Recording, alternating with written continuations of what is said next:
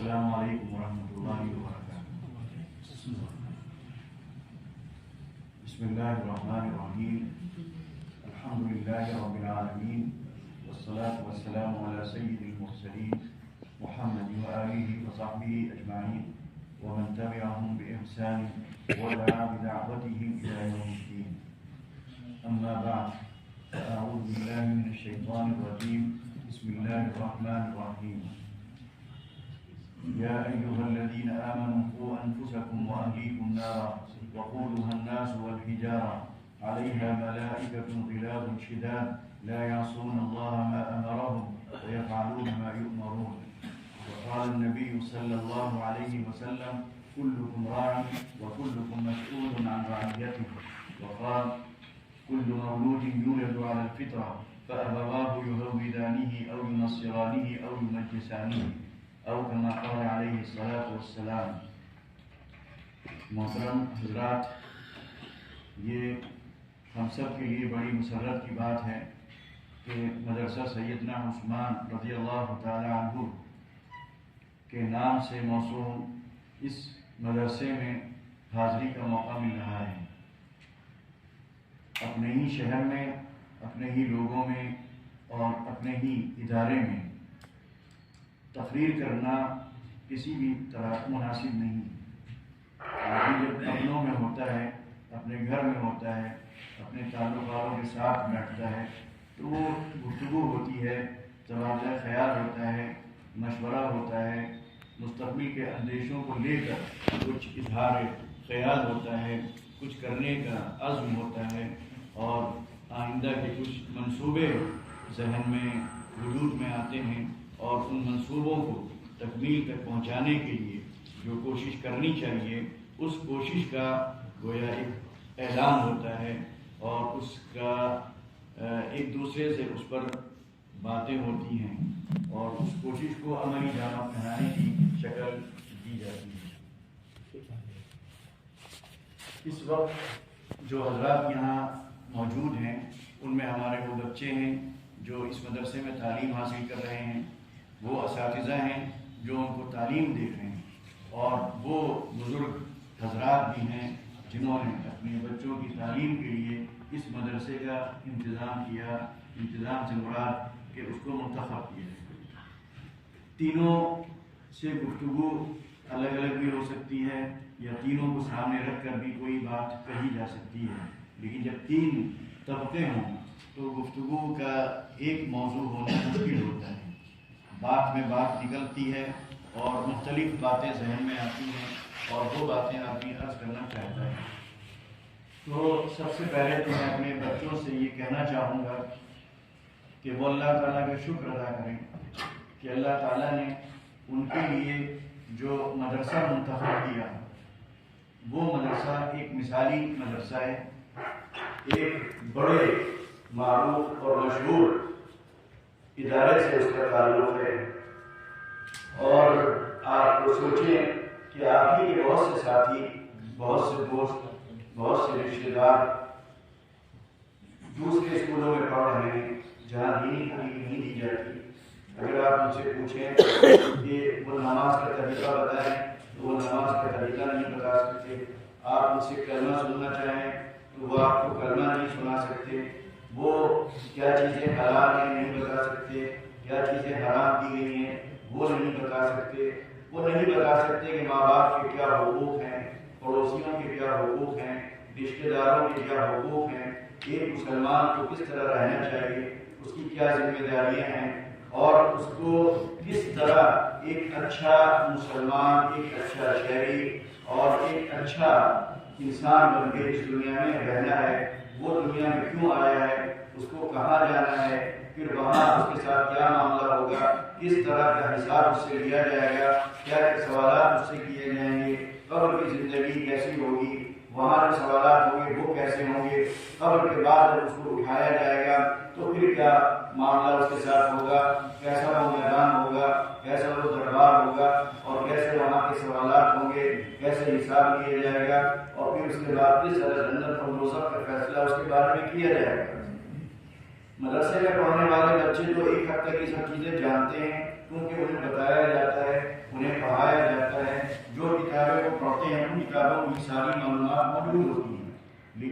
ہی محلے کے، ہمارے ہی رشتے داروں کے، ہمارے ہی اسی شہر کے ایک بڑی تعداد ایسی ہے بچوں کی جو کچھ بھی نہیں بتا سکتے۔ آپ ان سے کہیں پہلا کلمہ خاموش، دوسرا کلمہ خاموش۔ آپ ان سے کہیے اللہ لکھ دیں تو ہو سکتا ہے بڑی حیث لکھیں، آپ ان سے کہیے محمد لکھیں تو ہو سکتا ہے تو چٹنی حیث لکھیں۔ وہ اللہ نہیں لکھ سکتے، محمد نہیں لکھ سکتے، صحابہ کرام کے نام نہیں بتا سکتے، انبیاء علیہ السلام کے بارے میں کچھ نہیں آپ سے اس کا تذکرہ کر سکتے، نہ نبی علیہ السلام کے بارے میں یہ جانتے ہیں کہ وہ آخری نبی ہیں، یہ بھی نہیں جانتے کہ آپ کا قرآن کریم نازل ہوا، قرآن کریم کے بارے میں کچھ نہیں بتا سکتے کہ وہ کس کی کتاب ہے، کہاں سے آئی ہے، کیا اس کا مقصد ہے۔ تو ایسی بڑی تعداد ہمارے شہر میں موجود ہے۔ تو ہمارا شہر دو حصوں میں بٹا ہوا ہے، ایک طبقہ وہ ہے ایسے بچوں کا ہے جو سب بتا سکتے ہیں۔ ابھی ان میں سے کتنے بچے ایسے ہوں گے کہ آپ ان کو کھڑا کر دیں گے تو کئی بار وہ ایک ہی بیٹھے میں سنا سکتے ہیں، وہ آپ کو نماز پڑھا سکتے ہیں، وہ آپ کو نماز جنازہ کا طریقہ بتا سکتے ہیں۔ وہ بعض بچے جو ہمارے ایسے ماشاءاللہ ہیں جو اپنے والدین کو نماز سکھاتے ہیں، وہ والدین کو نماز کا طریقہ بتاتے ہیں، تو ان والدین کو شکر ادا کرنا چاہیے کہ ان کے والدین اگر یہ انتظام نہیں کر سکے، ان کو انہوں نے قرآن کی تعلیم نہیں دی، ان کو انہوں نے نماز نہیں سکھائی، تو ان کے بچے کم سے کم سیکھ رہے ہیں۔ ابھی لکھنؤ میں ایک جگہ جانا ہوا تو وہاں کے لوگ مدرسہ قائم کرنے کے لیے اس وجہ سے مصر تھے کہ صاحب ہمیں نماز نہیں آتی، ہمارے ماں باپ نے توجہ نہیں دی، ہمیں مدرسے میں داخل نہیں کیا گیا، ہم قرآن کریم نہیں پڑھ سکتے، دیکھ سکتے ہیں لیکن نازلہ بھی نہیں پڑھ سکتے ہیں، ہمیں نماز کا طریقہ نہیں معلوم، ہمیں پاکی کا طریقہ نہیں معلوم، ہمارے یہاں کسی کا انتقال ہوتا ہے، جنازے کی نماز ہو رہی ہوتی ہے، ہم دور کھڑے ہوتے ہیں کیونکہ ہم پاک نہیں ہیں، اور اگر پاک ہوتے بھی ہیں تو ہمیں نماز جنازہ پڑھنے کا طریقہ نہیں معلوم ہے۔ ہمارے یہاں کسی کا انتقال ہوتا ہے تو ہم مدرسے جاتے وہاں سے بچوں کو پکڑ کے آتے ہیں قرآن پڑھ دو، بخش دو، اشارے ثواب کر دو، ہم نہیں پڑھ سکتے، ہم بخش نہیں سکتے، ہم اشارے ثواب نہیں کر سکتے۔ تو ایسی بھی تعداد موجود ہے اس دور میں جس میں تعلیم عام ہے، محلے محلے اسکول، محلے محلے مدرسے، لیکن ایک دور وہ تھا کہ نہ مدرسے تھے نہ اسکول تھے، تو وہ بیچارے ماں باپ نہیں پڑھ سکے، وہ دین کو نہیں سمجھ سکے، حلال و حرام نہیں جان سکے۔ تو آج انہیں احساس ہے، آج انہیں احساس ہے، ان کے دل میں درد ہے کہ ہم تو محروم رہے لیکن ہم اپنے بچوں کو محروم نہیں کریں گے، یہ طلب ان کے اندر ہے۔ اور میں سمجھتا ہوں کہ آپ اللہ میں بھی یہ طلب ہوگی تبھی آپ نے اپنے بچوں کو یہاں داخلہ کرایا ہے، اور اگر یہ طلب نہیں ہے تو یہ طلب ہونی چاہیے۔ تو ہمارے یہ چھوٹے چھوٹے بچے جو واقعی ابھی ایک ستارے ہیں اور کل ان کو چمکنا ہے، ایک پھول ہے بلکہ کلیاں ہیں جن کو پھول بننا ہے اور پھول بن کر جن کو مہکنا ہے، معصوم سے سامنے بیٹھنے میں بالکل صاف، ان کا دل صاف، ان کا دماغ صاف، ان کے خیالات صاف، یعنی آپ کو ان کی ایسی صفائی نظر آئے گی، کوئی گندگی آپ کو نہیں ملے گی، کیونکہ یہ گندگی جانتے نہیں، گندگی انہوں نے دیکھی نہیں، گندے ماحول سے یہ آشنا نہیں، ان پر شیطان بھی ابھی حملہ نہیں کر رہا ہے، معصوم سمجھ کر چھوڑ دیا ہے۔ شیطان کا حملہ اتنے چھوٹے بچوں کو نہیں ہو پاتا ہے، ان کی حفاظت غیب سے ہوتی ہے، اللہ تعالیٰ ان کی حفاظت کا انتظام غیب سے کرتا ہے، فرشتے ان کے ساتھ لگے رہتے ہیں جو شیطان کو ان تک نہیں پہنچنے دیتے ہیں۔ ہاں، بلوغت کے مرحلے کے بعد پھر شیطان کے حملے شروع ہوتے ہیں، پھر خیالات میں فساد پیدا ہوتا ہے، پھر وسوسے دوسری شکل میں سامنے آنے لگتے ہیں اور ذہن پراگندہ ہونے لگتا ہے، اور پھر وہ ماحول کا جو اثر ہے وہ ان کو اور متاثر کرتا ہے۔ لیکن ہمارے یہ بچے اتنے معصوم ہیں کہ دیکھ کے خوشی ہو رہی ہے، ان کے چہروں کو دیکھ کر، ان کے بھولے پن کو دیکھ کر، ان کی معصومیت کو دیکھ کر، ان کی سادگی کو دیکھ کر، ان کی نیکی کو دیکھ کر، اور اس خاموشی کے ساتھ، سنجیدگی کے ساتھ یہاں ان کے بیٹھنے کو دیکھ کر واقعی رشک آ رہا ہے۔ تو یہ ہمارے بچے یہ کل کا مستقبل ہیں۔ کل اگر اس ملک میں اسلام کو محفوظ رہنا ہے تو ہمیں انہی بچوں پر توجہ دینی ہوگی۔ یہی بچے ایمان کی حفاظت اللہ تعالیٰ ان سے کرائے گا، دین کی حفاظت اللہ تعالیٰ ان سے کرائے گا، علم دین کی وہ شمع اللہ تعالیٰ ان کے ذریعے جلوائے گا۔ تو ان بچوں کو دیکھ کر ہم سب کو خوش ہونا چاہیے۔ دوسری بات، میں جو والدین ہیں یا جو حضرات یا سرپرست ہیں، میں ان سے کہتا ہوں کہ جو میں نے ابھی قرآن کریم کی ایک آیت پڑھی، اس سے آپ کو اندازہ لگانا چاہیے کہ دین کی تعلیم کی کتنی اہمیت ہے، اور اس اہمیت کے باوجود کتنی لاپرواہی ہمارے معاشرے میں کی جا رہی ہے۔ اگر ہم اس خطرناکی کو سمجھیں، اس انجام کو سمجھیں جو انجام ہمارے سامنے کھڑا ہوا ہے، اس آگ کو دیکھیں جو جہنم میں دہکائی جا رہی ہے، ان سانپوں اور بچھوؤں کا تصور کریں جو ہمیں ڈسنے کے لیے بے قرار اور بے تاب ہیں۔ پہلی آیت جو میں نے پڑھی جس میں اللہ تعالیٰ فرماتا ہے یا ایھا الذین آمنوا، اے ایمان والو۔ اب بات دیکھیے، قوا انفسکم، کہا جا رہا ہے کہ اپنے آپ کو بچاؤ، واہلیکم، اور اپنے گھر والوں کو بچاؤ۔ ایمان لانے کے بعد ہمیں یہ خیال آتا ہے کہ جب ہم ایمان لے آئے تو اب کیا بچانا، تو بچ گئے۔ بھائی ایمان لا کر ہی تو بچتا ہے، تو ایمان لانے کے بعد کیوں کہا جا رہا ہے کہ بچاؤ؟ اس لیے کہ ایمان لانے کے بعد جو میں نے حدیث پڑھی کہ ہر بچہ جو دنیا میں آتا ہے وہ ایمان کے ساتھ آتا ہے۔ یہ بات شاید ہمارے ذہن میں نہ ہو، لیکن خود قرآن کریم میں کہا گیا وَإِذْ أَخَذَ رَبُّكَ مِنْ بَنِي آدَمَ مِنْ ظُهُورِهِمْ ذُرِّيَّتَهُمْ وَأَشْهَدَهُمْ عَلَىٰ أَنفُسِهِمْ أَلَسْتُ بِرَبِّكُمْ قَالُوا بَلَىٰ، کہ یاد کرو وہ وقت جب اللہ تعالیٰ نے آدم علیہ السلام کی اولاد کی پیٹھ سے اولادوں کو نکالا اور ان سے پھر یہ اعلان کروایا، ان کو گواہ بناتے ہوئے ان سے کہا، یہ سوال کیا الستُ بربکم، کہ کیا میں تمہارا رب نہیں ہوں؟ قالوا بلی۔ تو آدم علیہ السلام سے لے کر قیامت تک آنے والے تمام انسانوں نے ایک زبان ہو کر کہا بلا، کیوں نہیں، آپ ہی ہمارے رب ہیں۔ تو یہ عہد ہم سب نے کیا ہے، یہ عہد دنیا میں آنے سے پہلے ہر انسان کر چکا ہے۔ اب اس عہد کے ساتھ وہ دنیا میں آتا ہے، ٹھیک، وہ آیا کیا؟ مومن، تو مومن تھا، لیکن کیا کہا جا رہا ہے؟ قوا انفسکم واہلیکم نارا، بچاؤ اپنے کو اور اپنے گھر والوں کو ایسی آگ سے کہ جس آگ کا ایندھن پتھر ہوں گے۔ پتھر ہم آپ سمجھ سکتے ہیں کون سے پتھر ہوں گے؟ جن کو بہت کچھ سمجھ لیا گیا ہے، جن سے بڑی امیدیں وابستہ کی جا رہی ہیں، جن کے سامنے دھاگا ٹیکا جا رہا ہے، جن کو سیاہ سفید کا مالک قرار دیا جا رہا ہے، جن کے بارے میں یہ تصور ہے کہ یہی اس کائنات کے نظام کو چلا رہے ہیں، یہی پیڑھی کو بنا رہے ہیں اور جو بنی ہوئی اس کو بگاڑ رہے ہیں، ان کے بارے میں وہ پتھر کہا کہ وہ اس کا ایندھن ہوں گے۔ اور کون ایندھن ہوں گے؟ اور ہاں آپ میں سے وہ لوگ ہوں گے جو ایمان تو لائے لیکن ایمان کے تقاضوں کو پورا نہیں کیا۔ ایمان کے جو مطالبے تھے ان مطالبوں کی طرف انہوں نے دھیان نہیں دیا۔ ایمان زبان سے لائے، خدا کو ایک مانا، رسول کو، نبی علیہ السلام کو آخری نبی مانا، قرآن کریم کو آخری کتاب مانا، مرنے کے بعد دوبارہ اٹھائے جانے کو مانا، حساب و کتاب کو مانا، جنت دوزخ کو مانا، لیکن اس کے جو تقاضے تھے، اس کے جو مطالبے تھے اس پر عمل نہیں کیا۔ تو کہا قوا انفسکم، بچاؤ اپنے گھر والوں کو، واہلیکم نارا، اور اس کے بعد کیا کہا علیہا ملائکۃ غلاظ، یہ تو ہو گیا کہ اس کے ایندھن کون ہوگا؟ پتھر ہوں گے اور انسان ہوں گے، اور اس پر ایسے فرشتے مامور ہوں گے، ان کی ڈیوٹی ہوگی جو کیا کیسے ہوں گے؟ غلاظ شداد، جو بڑے سخت دل ہوں گے، سخت مزاج ہوں گے، سخت کلام ہوں گے، دیو ہیکل ہوں گے، قوی الجثہ ہوں گے، لا یعصون، اللہ تعالیٰ جو بھی ان سے کہے گا وہ کریں گے۔ آپ چیختے رہیے، چلاتے رہیے، کراتے رہیے، بلکتے رہیے، تڑپتے رہیے، ان پر کوئی اثر آپ کے بلکنے کا، آپ کے تڑپنے کا، آپ کے کرانے کا، آپ کے چلانے کا کوئی اثر ان پر نہیں پڑے گا، کیونکہ وہ اس پروردگار کے حکم کے پابند ہوں گے جس کا حکم یہ ہوگا کہ یہ باہر نہیں نکلنے پائے، تو ہمیں باہر نہیں آنے دیں۔ تو یہ جو کہا گیا یہ والدین کو گویا مخاطب کر کے کہا جا رہا ہے کہ تمہاری ذمہ داری ہے کہ تم اپنے بچوں کی ایمان کی حفاظت کرو، اپنے بچوں کو جہنم کی اس آگ سے بچاؤ۔ اور بچوں کو جہنم کی آگ سے آپ کیسے بچائیں گے؟ جب آپ ان کی اچھی تعلیم دیں گے، دینی تعلیم دیں گے، ان کو قرآن پڑھائیں گے، قرآن سکھائیں گے، قرآن پر عمل کرنے اور ان کو آمادہ کریں گے، ان کو نماز سکھائیں گے، نماز ان سے پڑھوائیں گے، ان کو حلال و حرام کی آپ تمیز دیں گے، ان کو بتائیں گے تمہیں یہ کرنا ہے یہ نہیں کرنا، اس سے اللہ راضی ہوتا ہے اور اس سے اللہ ناراض ہوتا ہے۔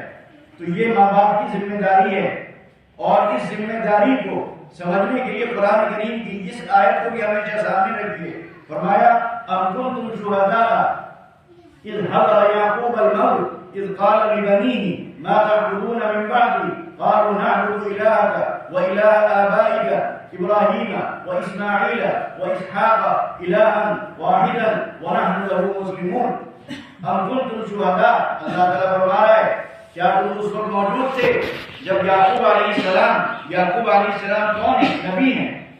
جب ان کی وفات کا وقت قریب آیا تو انہوں نے اپنے بیٹوں کو بلا کر ان کو جمع کر کے اپنے سامنے بٹھا کر مرتے وقت جب جان نکل رہی ہے، روح جسم سے نکلنے والی ہے، آدمی دنیا سے جا رہا ہے، ایسے موقع پہ اگر ہم آپ ہوتے ہیں تو کیا کرتے ہیں؟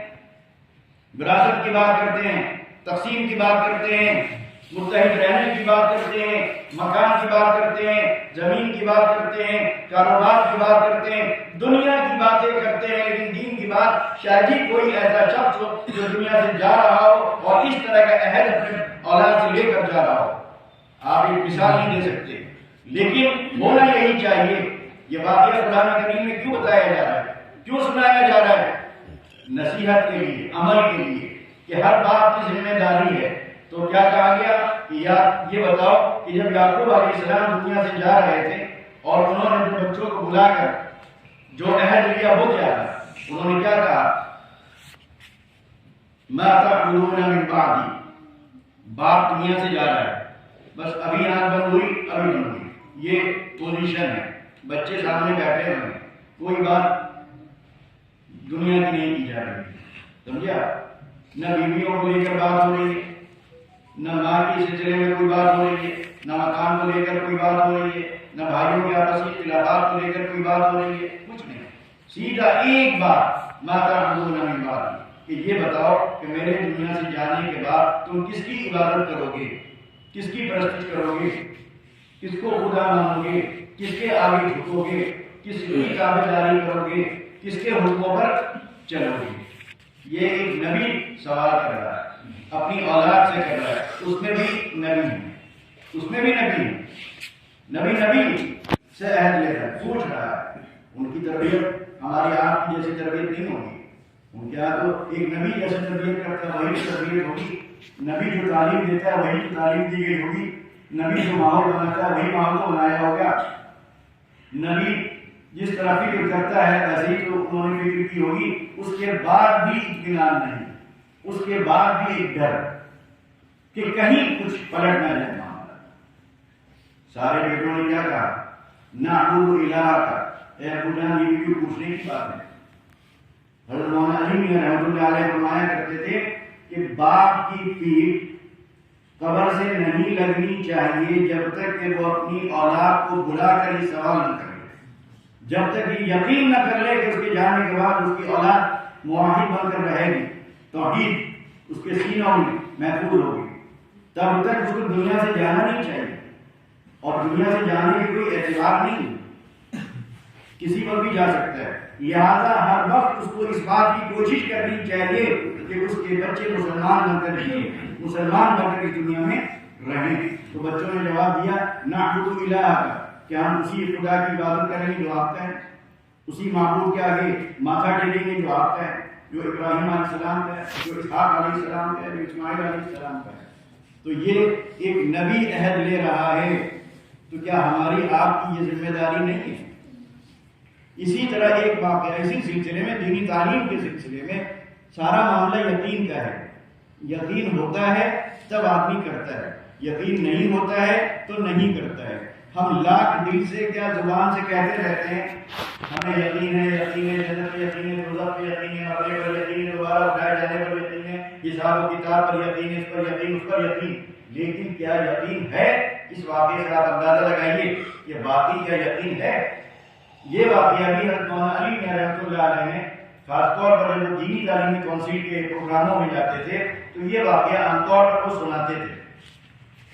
انہوں نے کہا کہ ایک موقع تھا شادی کا، کھانا ہو رہا، کھانا کھا رہے تھے اور قہقہے لگ رہے ہیں، مذاق ہو رہا ہے، تفریح ہو رہی ہے، سب کے چہرے کھلے ہوئے ہیں، خوشی کا موقع ہے، مسرت و شادمانی کا موقع ہے، شادی ہے، اچھا کھانا ہے، خوب گھوم پھر کے لوگ کھا رہے ہیں، خوب باتیں کر رہے ہیں، خوب ہنس رہے ہیں، قہقہے لگا رہے ہیں. انہی میں ایک خاتون بھی تھی، وہ بھی خوب ہنس رہی تھی، وہ بھی خوب قہقہے لگا رہی تھی، وہ بھی خوب اچھی طرح سے کھانا کھا رہی تھی. اچانک کیا دیکھا گیا کہ وہ پریشان ہوئی، دیکھا کہ انہوں نے پلیٹ چھوڑ دی. اب پلیٹ چھوڑ دی، کبھی ادھر جا رہی، کبھی ادھر جا رہی، کبھی ادھر کبھی ادھر کبھی ادھر کر رہی. تو جو دوسری خواتین تھیں انہوں نے کہا بہن کیا بات ہے، ابھی تو مچھی بری تھی، شوق سے کھانا کھا رہی تھی، خوب باتیں کر رہی تھی، خوب ہنس رہی تھی، خوب لطف اٹھا رہی تھی کہ شادی کا اچانک ہی کیا ہو گیا. اس زمانے میں موبائل بھی نہیں تھے کہ بھائی آدمی کے ذہن میں یہ بات آتی، کوئی خبر آ گئی، کسی حادثے کی خبر آ گئی، کسی واقعے کی اطلاع کوئی ایسی کو مل گئی کہ یہ بے چین ہو گئی، یہ پریشان ہو گئی، ایسی بھی کوئی صورتحال نہیں. تو انہوں نے کہا کہ بہن معاملہ یہ ہے کہ میں گھر سے جب چلی تھی تو میرا چھوٹا بچہ 7-8 سال کا وہ سو رہا تھا. میں نے سوچا کہ میں گئی آدھے پون گھنٹے میں آ جاؤں گی، تو میں یہاں آ گئی، یہاں لگی دیر. اب اچانک مجھے خیال آیا کہ میں ماچس جو ہے کچن میں چھوڑ آئی ہوں. اب اگر میرے بچے کی آنکھ کھل گئی، اگر وہ کچن چلا گیا، دیکھیے اگر پر سب چل رہا ہے، اگر وہ بچے کی آنکھ کھل گئی، اگر وہ بچہ کچن چلا گیا، اگر اس بچے کی نظر ماچس پر پڑ گئی، اگر اس بچے نے ماچس اٹھا لی کھلونا سمجھ کر، اور اگر اس نے ماچس کی ڈبیا کھول لی، اور اگر اس نے اندر سے ماچس کی تیلی نکال لی، اور اگر اس نے ماچس کی تیلی نکال کر ماچس میں اس کو رگڑ دیا، تو ہو سکتا ہے کہ اس کے کپڑوں میں آنے لگے.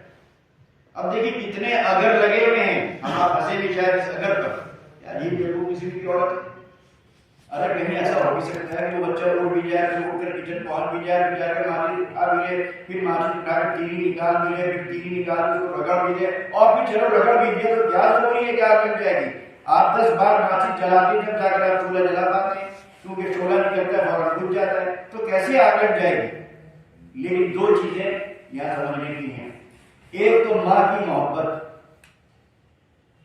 دوسرے اس تیلی کے جلانے پر یقین، آگ کے جلانے پر یقین کہ آگ لگے گی، آگ جلے گی تو جلائے گی. تو ماں کی محبت کا یہ تقاضا تھا، یہ ماں کی فطرت ہے، اس کی ممتا ہے کہ وہ تڑپ گئی، بے چین ہو گئی. مطلب ایک وہ کہنا چاہیے ایک وہم پر کہ ایسا ہو ایسا ہو ایسا ہو تو ایسا ہو جائے گا. لیکن وہی ماں اپنے بچے کے جہنم میں جلنے کو لے کر اتنی فکر مند نظر نہیں آتی. یا تو وہ ماں کی محبت ادھوری ہے، ناقص ہے، محبت ہی نہیں، یا اس کو جہنم کی آگ پر یقین ہے. 2 باتوں میں سے ایک بات طے ہے. جو ماں ایک ماجد تیلی سے اتنا ڈر رہی ہے، اتنی خوف زدہ ہے، اتنی بے چین ہے، اتنی پریشان ہے، اتنی فکر مند ہے کہ سب کچھ چھوڑ کر وہ بھاگنا چاہتی ہے، کسی طرح نکلنا چاہتی ہے. وہی ماں بچے کو دین کو لے بچے کے دین کو لے کر، اس کی دینی تعلیم کو لے کر، اس کے قرآن کریم کو پڑھنے کو لے کر، مسئلے مسائل کے جاننے کو لے کر، اور اس کی آخرت کو لے کر، اور حساب و کتاب کو لے کر، قبر کی اور برزخ کی اس زندگی کو لے کر ذرا بھی فکر مند نظر نہیں آتی. اس کا بچہ کہاں جا رہا ہے، کیا پڑھ رہا ہے، قرآن پڑھا کہ نہیں پڑھا، نماز اسے آتی ہے کہ نہیں آتی، نماز وہ پڑھنے جاتا ہے کہ نہیں جاتا. اسے کبھی بھی یہ سوال وہ اپنے بچے سے نہیں کرتی کہ تم نے نماز پڑھی کہ نہیں پڑھی، تم رات میں سوئے تو قرآن شریف پڑھا کہ نہیں پڑھا، تم نازلہ پڑھ پاتے ہو کہ نہیں پڑھ پاتے ہو، نماز میں جو تحیات پڑھی جاتی ہے وہ تحیات تمہیں آتی ہے کہ نہیں آتی ہے، ثنا تمہیں آتا ہے کہ نہیں آتا ہے، اگر آتا ہے تو مجھے سناؤ.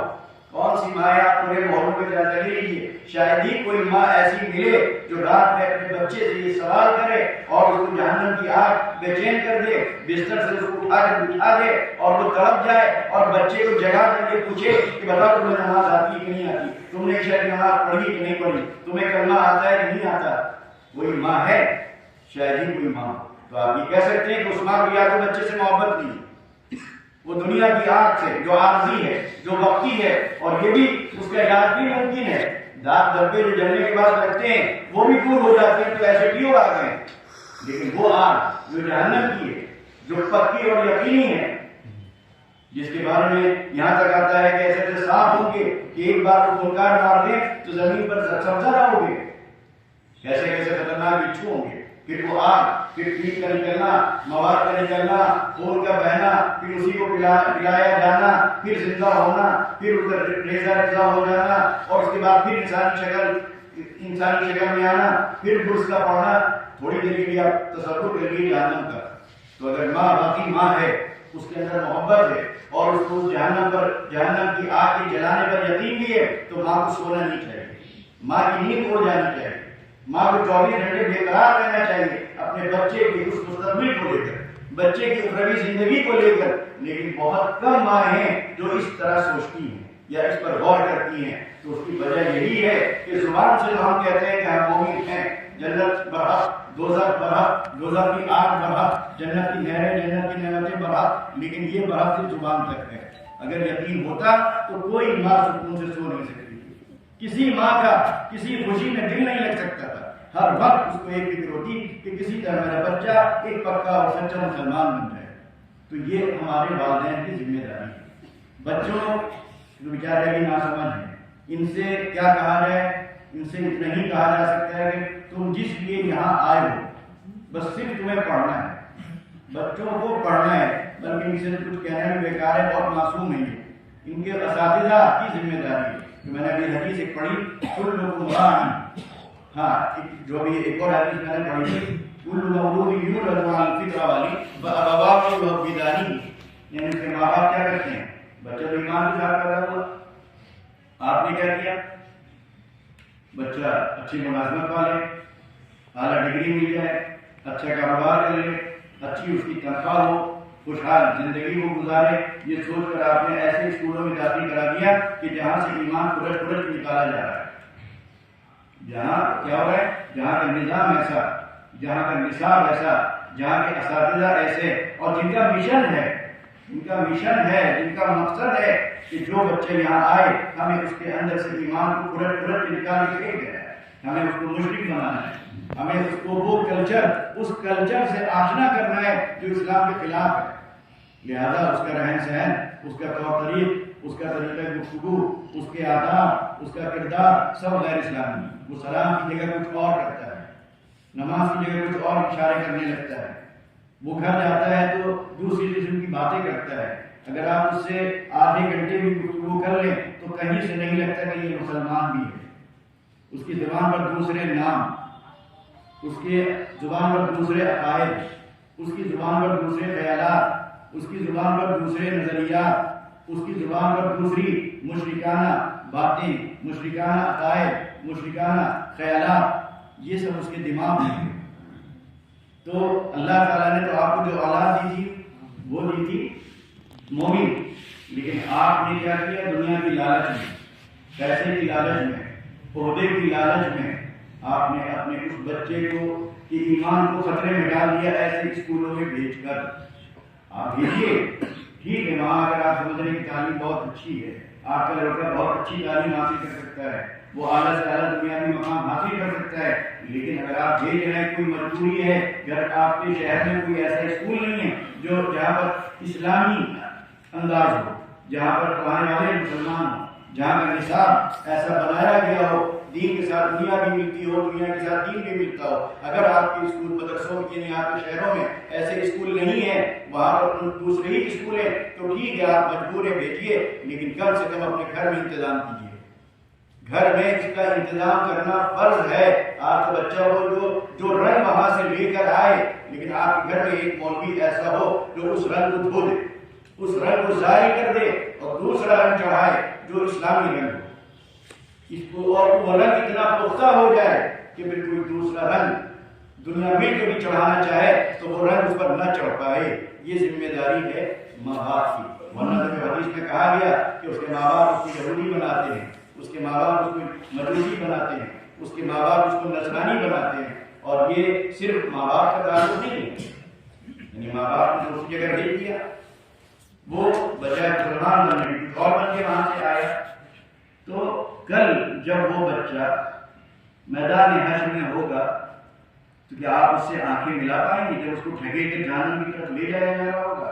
خدا نہ کرے کسی کی اولاد کے ساتھ یہ ہو، لیکن جب اس کو آپ کی اس تعلیم دلانے کی وجہ سے جو اس کا ایمان کرتے ہوئے پڑا یا ایمان کی دولت سے جو محروم ہوا اور پھر اس کو لے جایا جا رہا ہے، اسے پکڑ کے لے جا رہے ہیں، تو کیا آپ کے سامنے جب وہ گزرے گا آپ کو کس نظر سے دیکھے گا؟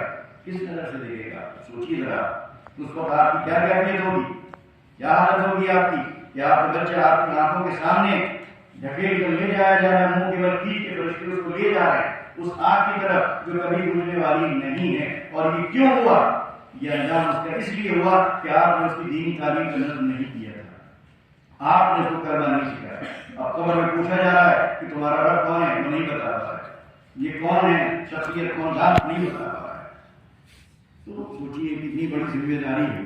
حدیث شریف میں تو آتا ہے کلکم راعی وکلکم مسئول عن رعیتی، تم میں سے ہر شخص ذمہ دار ہے، اور جس کا وہ ذمہ دار ہے، جو اس کے تابع ہے، جو اس کے ماتحت ہے، جو اس کے حکموں پر چلتا ہے، جو اس کی اطاعت میں رہتا ہے، اس کے بارے میں اس سے پوچھا جائے گا کہ کیا تم نے اپنا حق ادا کیا، تم نے اپنی ذمہ داری نبھائی، اپنی اولاد کے ساتھ تم نے کیا کیا، اپنے ماتحتوں کے ساتھ تم نے کیا کیا، اپنے نوکروں کے ساتھ تم نے کیا کیا۔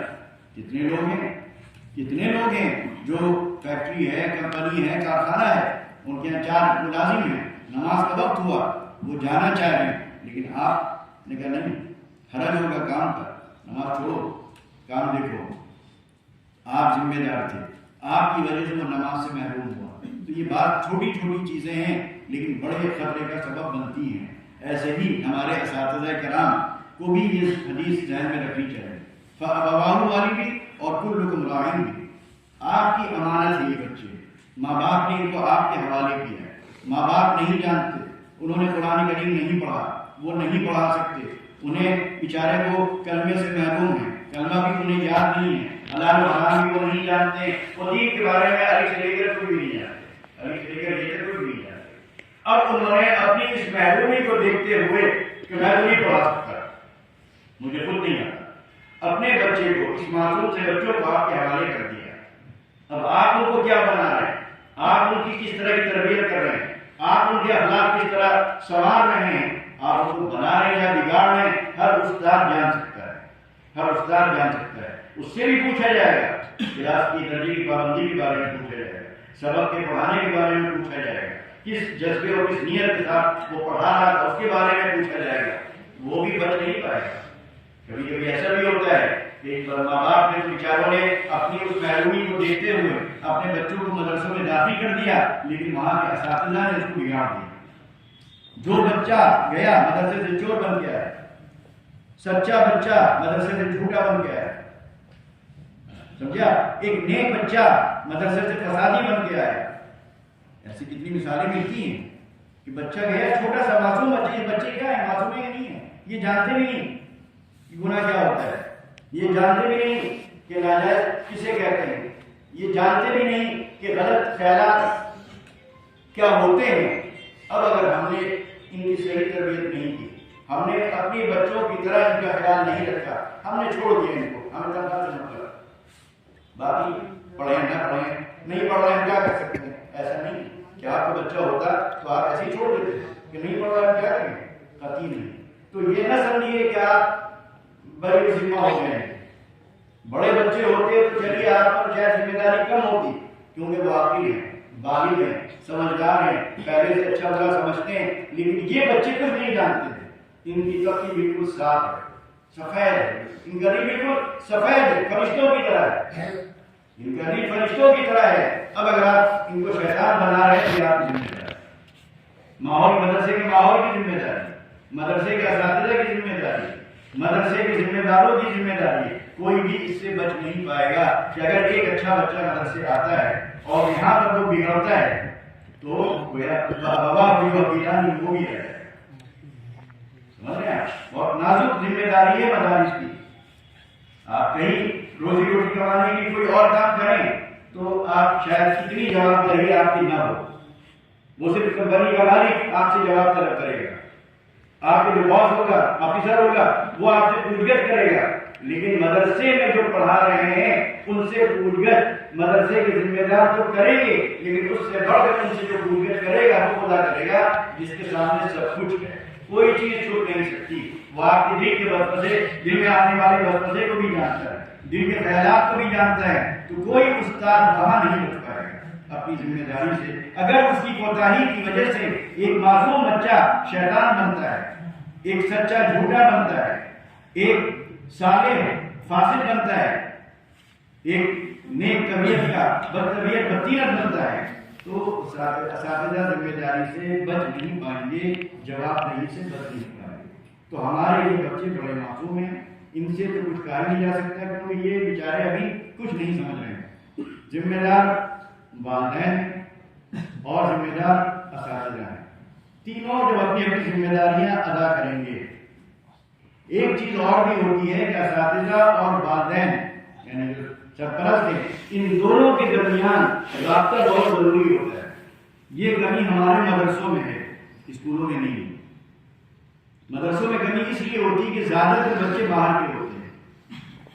اساتذہ دیکھ رہے ہیں لڑکے میں کوئی خرابی، ماں باپ کو بتا نہیں پا رہے، اور ماں باپ بھی بچے کو بھیج کے پھر ایسے لاپرواہ اور غافل ہو جاتے ہیں کہ جیسے وہ بیٹا نہیں تھا بلکہ گٹری کی بوجھ کی جو انہوں نے کسی طرح سر اتار کے پھینک دی. اب تم جانو زندگی تمہیں گزارنا ہے، ہم اپنا کھیتی کر رہے ہیں. تو یہ بھی ہمارے یہاں تھوڑی سی غفلت ہوتی ہے کہ اساتذہ اور سرپرستوں کے درمیان رابطہ نہیں ہوتا. سرپرست کو اطلاع نہیں مل پاتی اور اس کو بھی کوئی فکر نہیں کہ اس کا بچہ کیا کر رہا ہے.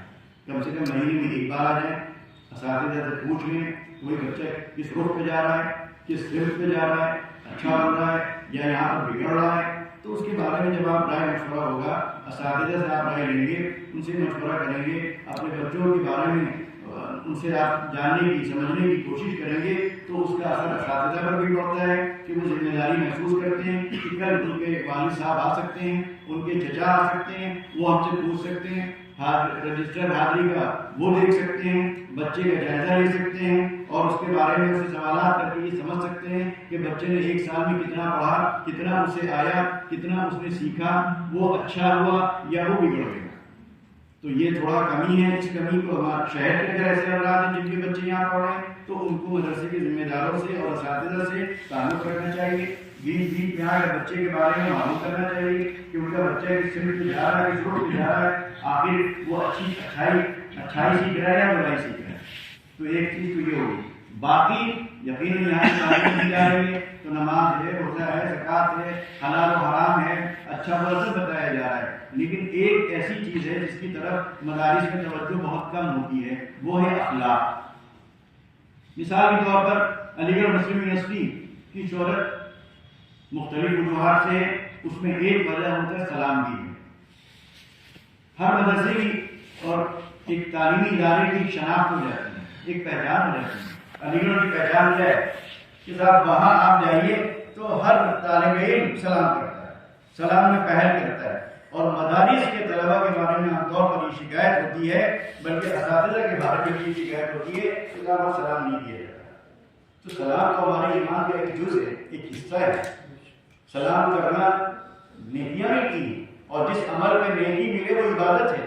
سلام کی عبادت ہے اور جواب دینا تو واجب ہے. تو یہ بھی بچوں کو سلام سکھانا چاہیے. نبی علیہ السلام قرآن کریم میں نبی علیہ السلام کی جو صفت بیان کی گئی، یوں تو آپ کی لاکھوں کیا کروڑوں صفات قرآن کریم میں بیان کی جا سکتی تھی، لیکن اللہ تعالیٰ نے جو آپ کی سب سے بنیادی صفت جو بیان کی گئی کہ انک لعلی خلق عظیم، کہ آپ اخلاق یعنی بلند اخلاق پر فائز تھے. اور خود نبی علیہ السلام نے کیا فرمایا اپنے بارے میں؟ بعثت لأتمم مکارم الاخلاق، میں تو مکارم اخلاق کی تکمیل کے لیے بھیجا گیا. آپ کی بعثت کا مقصد کیا بتایا جا رہا ہے؟ مقصد کیا بتایا جا رہا ہے؟ بھائی آپ یوں تو آپ داعی بنا کے بھیجے گئے، بشیر بنا کے بھیجے گئے. قرآن کریم میں ہے یا ایھا النبی انا ارسلناک شاہدا ومبشرا ونذیرا وداعیا الی اللہ باذنہ. اور خدا نے کہا معلما، لیکن آپ دیکھیے ایک طرف دعوت، انذار، تبشیر، تعلیم، اس کے ساتھ آپ کے جو تیسرا منصب ہے وہ کیا؟ بعثت لأتمم مکارم الاخلاق. اخلاق کی اہمیت کا اندازہ اس سے لگے کتنی اہم. اکمل المؤمنین ایمانا احسنهم خلقا. کیا کہیے اگر اچھے اخلاق نہ ہو تو ایمان مکمل نہیں. ما من شیء اثقل فی المیزان من حسن الخلق. جب اعمال تولے جائیں گے تو حسن اخلاق سے زیادہ وزنی کوئی عمل نہ ہوگا. کتنی اہمیت ہے اخلاق کی. ایک اخلاق آپ کے بڑے کو جھکا دے گا. ایک اخلاق حسن اخلاق کی بنیاد پر جنت کا فیصلہ کر دیا جائے گا. تو اخلاق کی یہ اہمیت ہے. آپ کو سکھانا ہے بچوں کو. ابھی چھوٹے بچے معصوم ہیں, جو سکھائیں گے سیکھ جائیں گے. سلام کا عادی بنائیں گے. ان کو بتائیے کہ مسکرا کر ملنے میں مسکرا کر ملنا یہ بھی ثواب ہے. ان کو بتائیے کہ امامت الاذى عن طریق صدقہ, یہ بھی صدقہ ہے کہ جب جا رہے ہوں راستے میں اینٹ پڑے گی کنارے کر دیں, کوئی ٹہنی پڑی ہوئی ہے کنارے کر دیں, کوئی گندگی پڑی ہوئی ہے کنارے کر دیں. تو یہ مدارس صرف تعلیم گاہ نہیں ہے, یہ تربیت گاہ بھی ہے. اور بڑے بچوں کی تربیت مشکل ہے کیونکہ وہ تربیت لے کر آئے ہوتے ہیں. وہ تو بگڑے ہوئے ہیں, وہ تو ٹیڑھے ہیں, ان کو سیدھا کریں گے ٹوٹ سکتے ہیں. لیکن یہ ابھی اتنے نرم ہیں اور اتنا لوچ ہے ان کے اندر, اتنی لچک ہے کہ آپ جتنا چاہیں سیدھا کر دیں ایسے سیدھے بھی ہو سکتے ہیں. تو سلام کی عادت ڈالنا, راستے سے تکلیف کی چیزوں کو ہٹا دینا, مسکرا کر ملنا, ماں باپ کی قدر کرنا, ان کا احترام کرنا, مہمان کی تواضع کرنا, پڑوسیوں کے ساتھ. اب آپ پڑوسی کہیں گے کیا پڑوسی, ارے جس کمرے میں یہ رہ رہے ہیں 4 بچے رہ رہے ہیں, نہیں رہ رہے ہیں, ہر بچہ پڑوسی ہے. آپ طریقے کے سامان استعمال کریں, ان کے تولیے استعمال نہ کریں, ان کا صابن استعمال نہ کریں, ان کا کنگھا استعمال نہ کریں, ان کا تیل استعمال نہ کریں, اور کریں تو پوچھ کر کریں. ابھی اگر آپ کی تربیت کریں گے ان بچوں کی کہ دوسرے کے سامان بغیر اجازت کے استعمال کرنا حرام ہے, وہ جہنم کی آگ بنے گا, گالا بنے گا. تو جب یہ